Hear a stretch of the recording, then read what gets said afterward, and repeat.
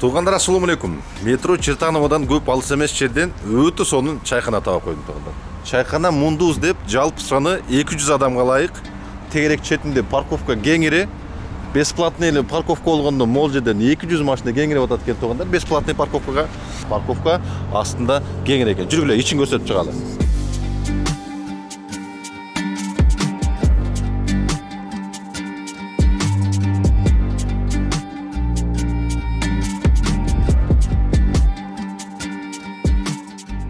Бул жерде 4 кабинасы бар экен. Кабиналары канчалык деңгээлде чоң, бир көрүүгө кетсем. Каждыйына бир 15-20 адамдан кеңирип атат экен.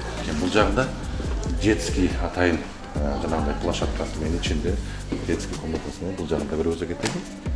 Атайын балдар ойночу жайы, балдарыңыздар менен келсеңиздер, жасалгалары өтө окмуш. Келип той маарекелерди, туулган күн балдар менен отуруп атайын жанагындай килограммдап аш, дымдама, куурдактарды заказ кылып жеп кетсеңиздер да болот экен туугандар. Биз сүйүп жеген бүт эле тамактардын бүт бары бар экен. Караңыздар, атмосферасы окмуш эми. Мындайча айтканда панорамасы менен экен. Кеттик анда телефон номерин, адресин жазып коем туугандар. Эми чайхананын ичи жасалгалары окмуш экен. В-класс деп иш өзүнчө эле бир кызыктай болот атат туугандар. Үйдө эле отуруп деп коем, үйдө жатып эле линияга чыгып коем. Линияга коюп коем да заказ түшкөндө секин кийинип, жуунуп, таранып алып барып таштап, ошентип эле жүрүп.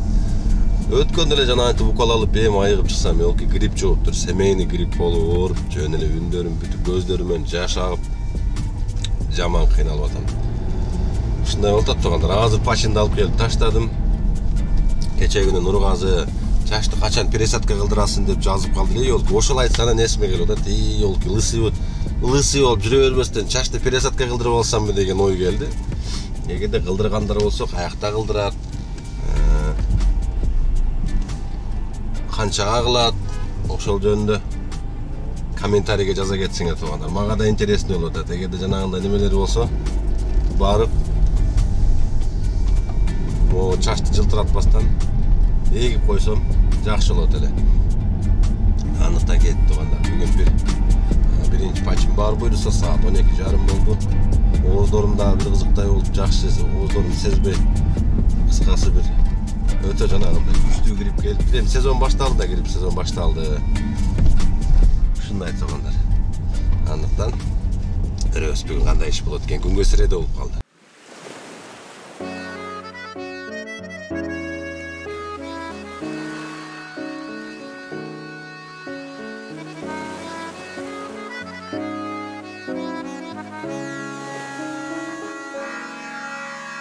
Мен көлгө жалгыз келип байыр алдым,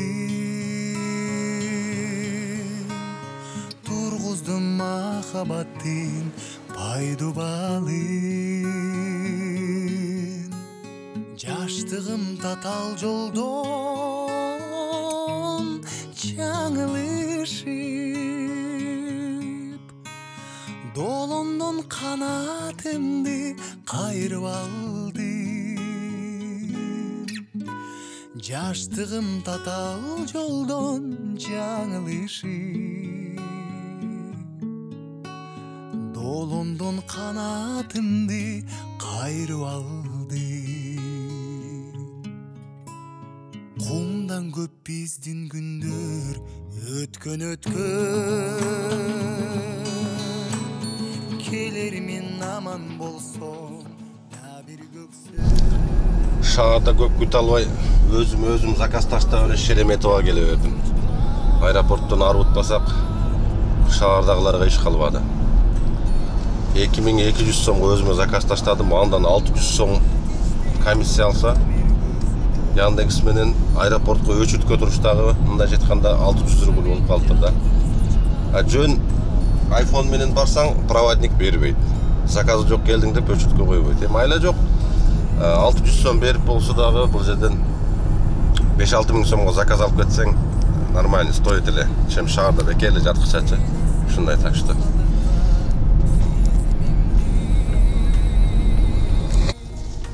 Аэропортко келип 3 сааттан бери отурам. Заказ жок. Бир заказ түштү, бирөө ойноп таштадым, не кылды сразу эле. Отмена болуп кетти эми. Шаарда деле заказ жок болуп атат да, хоть Шереметовадан bir заказ алсак дагы 4-5 миңге кетет элек. Хоть что-то калат эле да. Айла жок ушу. Жанагы базардагыдай болуп чай ичип курсак тойгозуп коюп эле нарак белек басып курсакташып эле отурабыз. Что ушундай көрөбүз дашагандар. Биздин кыргыз балдардын самсы, чай пай сатып жери бар. Ушчелердин самсы-мамсыларын алып алып, чай пайын алып алып, ушинтип эле курсактабыз эле.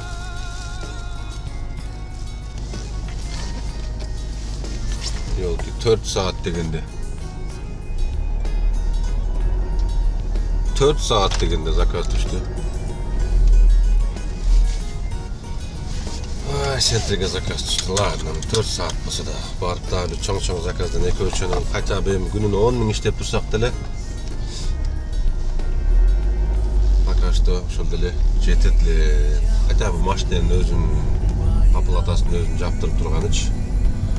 Sentrige çeyin kança көргөзөт өтөм. 2 adres менен берип тур. Аттым Лотте дейт. 1,5 saatта жетет экен. 1,5 saatта жетет экен.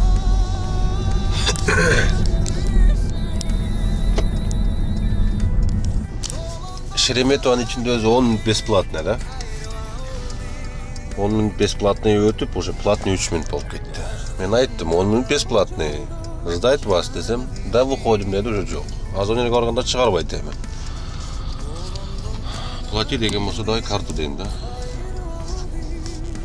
Ошол жерде аз кызыктын бар эми башталбаса болду эмичи. Так. Аэропорттон жетип келдим. 1,5 saat дегенде жетип келдим. 6575 рубль болду. Нөмерді көрініп отырабы? Отелдердің астында охранниктер автомат менен туруп калып турган. Цели безопасности или чего, короче, я не понял, но автомат менен турушат. Гостиница Лоттенин астында охранниктер прям автомат.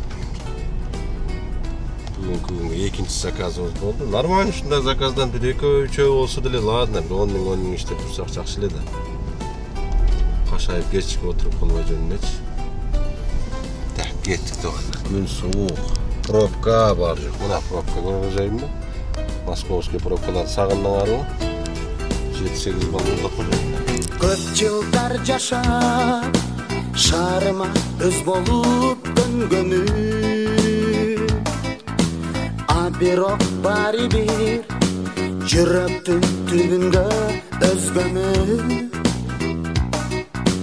Кыйнады эңсетип, кайтпай коктойлаган көкүрөк. Жайлоодо төрөлүп, боз үйдө торолуп өскөнү. Айда такси айда, толор жактарга. Оруду көңүлүм, жүрөктө жаракат. Сагынычым айтайын, кусалыгым айтайын. Ак карларга, аскаларга, арчаларга.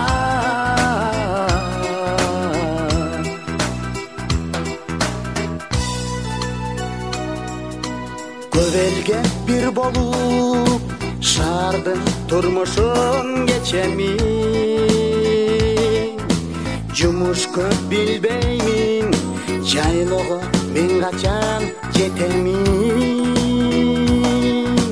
Түшүмдө дагы эле таятам токуган күлүккө. Кымыздан артынып, жылкынып көздөй кетемин. Так, туғандар, 4-ші заказды алып келдім, 46 минутта. 3311 рубль болды. Дальше кеттік. Продолжаем. Так, сонун bir karatış болып қалды. Terminal Б'дан терминал Д'ға. 6 минутта келдім. 2790 рубль болды. 5 чамадан мен шықты, но все равно быстренько келіп қалдым. Обратно мені Terminal B'ga kayra girgize yok yani. Şunu görüş gerek hazır. Güttüm Terminal D'dan zakaz beribedi. Hiç kim dele yok ekan. Tınç. Sanalı öyle adamlar жүрөт. Terminal B жаққа барып кичине бир нерсе жеп алып туруп. Ошол жакка жанагы парковкага кирбейли. Күтүп туруп алсам болбой калды. Жана бир адреналин ичип алдым да, жаман курсагым ачып жөнөп калчылдап кеттим.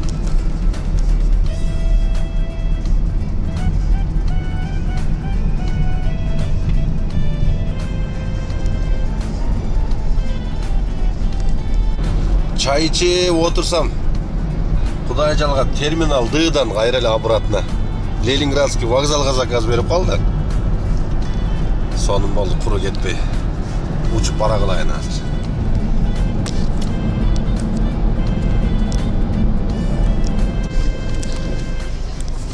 Так, жарым саатта келдим аэропорттан. Ну-ка, 3775 рубль.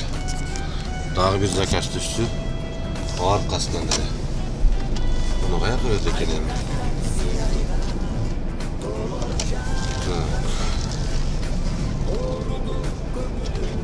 Ya bunu sentir karatı şeken sentirdiler. Gittik taş. Zakaz beri otkanda kılaylı. Buna kütü oturmayı bekirli.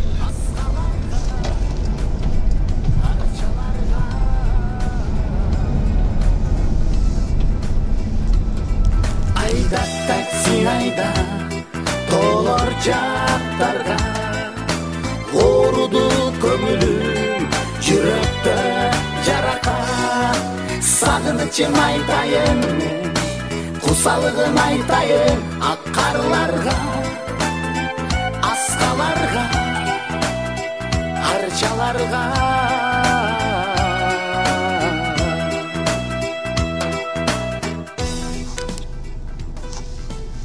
Ушул акыркы күндөрү жанагы парковый самозанятый башталгандан бери уже өтө жанагындай коркуу баса баштады.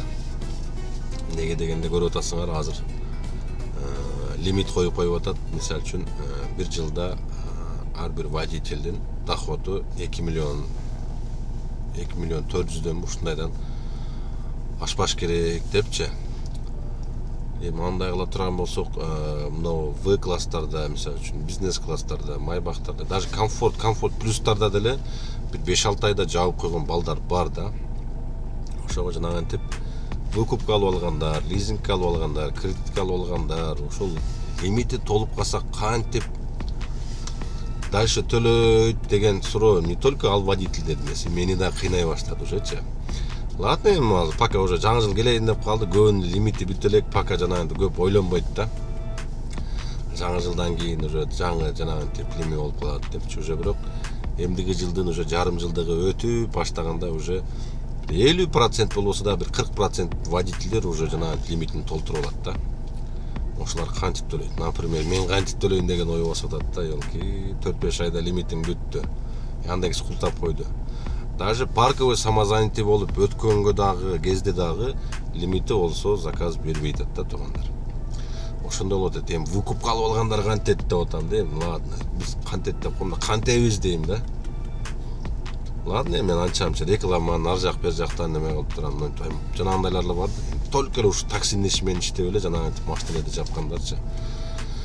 Ошолар кантет деген ой болот. Эми дальнейшем бул Яндекс такси только монду чисто эле халтура подработка эле болуп калат окшойт, дополнительный. Мисалы үчүн иштен чыгып алып, 4-5 заказ кылып, чай-чакан аркы беркин эле чыгарганы ошондой иш болуп калат окшойт утам да. Яндекске, правительстволорго, аркы беркилерге вообще мисалы үчүн башы деле оорубайт. Кандай кылып атасың, эмне кылып атасың, кантип төлөп атасың, иши деле жок да, мисалы үчүнчү. Ошондой болуп атат туугандар. Билбейм эми, убакыт көргөзөт, пока что иштеп тура берели. Жаңы жылдан кийин буюрса да бүт бардыгынын жанагынтип немелери, обновление болот баланстары. Анан көрөбүз дагы. Эгерде кимде ким паркка уланып иштейм десе туугандар, могул жерге номерим жазып коем. Менин WhatsApp номерим болбосо визитканы коюп коем, диспетчердики дагы меники да болот. Паркка самозанятый болуп иштейм дегендер болсо, жөн иштейм дегендер болсо, мисалы үчүн приоритетиңерди ал элек болсо, мисалы үчүн биздин паркка кошулуп алып, башка парктардан жана вывод сываттан проблема болуп атса биздин парк уланып алып иштесеңиздер болот туугандар. Анан кийин Москва, Питер 2,5%. Анан кийин башка региондор, Москва, Питерден башка региондор бүт бардыгы биздин паркта 1%тен туугандар. Эми ал жакта заказ аз болот, заказдар арзан болот, ошон үчүн андан башка региондор бүт барыңар биздин паркка уланып алып 1%тен иштеп 24 саат бою вывод кылып иштей берсеңиздер болот туугандар. Ушундай бүгүнкү күнгө дагы эптеп насибин терип келдик. Өзүм жана тыштаган заказдардан сырткары 15 миңдей акчага иштеп келдим. Канча 6 заказ болду окшойт. 6 заказ менен 15 миңдей акчага иштеп келдик туугандар. Эч канча деле дизель кеткен жок. Көрүнгөн жерде 3-4 саат күтүп атып эле просто эле убакыт ошентип кетип калат. Андыктан эмки видеодого чейин сак саламат болуңуздар туугандар. Эмки видеодо көрүшкөнчө